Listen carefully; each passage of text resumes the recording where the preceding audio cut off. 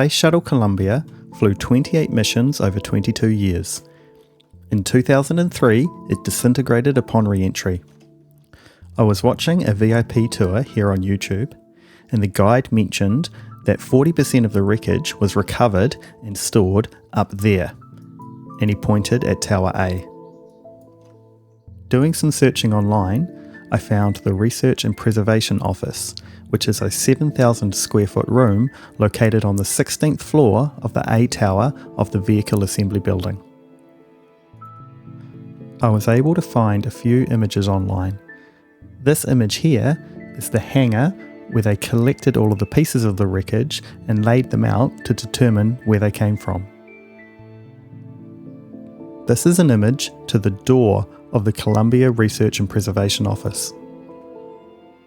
We can confirm this by seeing VAB 16A, or the Vehicle Assembly Building, Floor 16, Tower A. Distressingly, we do see a sign that says no cameras allowed, which doesn't bode well for our ability to truly recreate the internals of this office. There are a few videos online of people having private tours of the office. Here I was able to freeze a frame with the doors open so I can see the relative position of the elevators outside. And here I was able to get a good view of the inside, and particularly that left-hand wall, and I can see that there are some curtains here and a pipe in the background. So based on that, this is where I think everything is. I think right beside the elevators, there's these doors here. Heading in, you can see the red curtains. Through the red curtains is the door to the bridge over the transfer aisle. On the other side, you can see I've put the pipe in. I've started to put some of the lights in. I've put a interpretation of some of the features. So we've got the button on the wall, we've got the fire alarm up here, as well as eventually some kind of insignia. For now, I'm just using banners. I may come back and change them if I get into map artwork. But we don't really know what's through this door yet. Let's have another look at that video.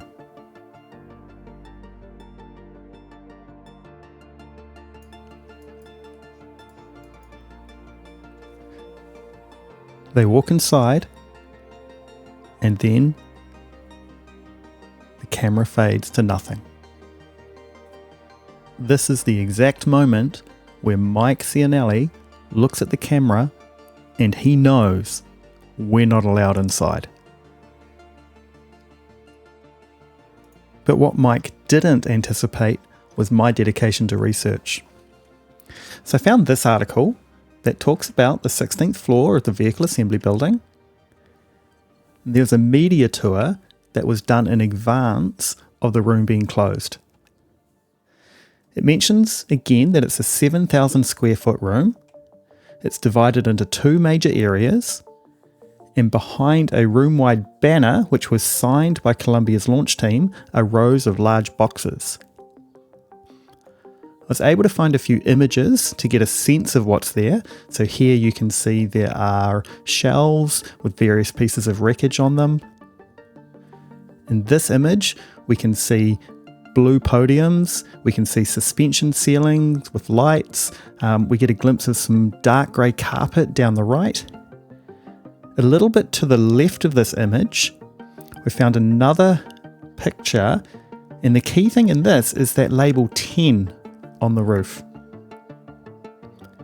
To the right of that other picture, we can actually see a bit more wreckage, and over here, we can see that sign. I even managed to find another picture of rows of boxes, and then again labels on the ceiling, 130, 140, 150. And all the way down the back, and I can tell it's the back because of those pipes behind them, we see a number of Kevlar tanks.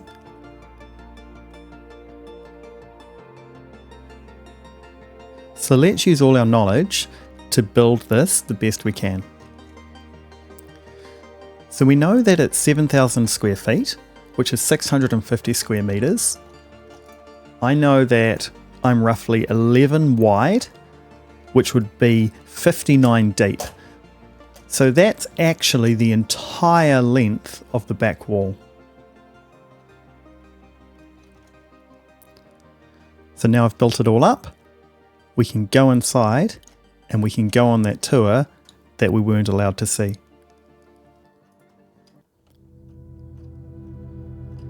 So going through some of the key design aspects that I've gone with, you can see the suspension ceiling with the lights. These signs mark every 10 feet or every 3 blocks. You can see the blue podiums where I've put just various bits and pieces around in this front half of the building. I've put some placeholder banners for now for that sign, and then behind that you can see the rows of boxes going all the way back, including a manual operated forklift here, and all the way at the back you can see some of those Kevlar tanks. So hopefully this is a reasonable approximation of what's actually in this room. I think this is as good as we can get. Hopefully you've also enjoyed this video, and as always, if you've got any feedback, ideas or encouragement, let me know, and have a great day.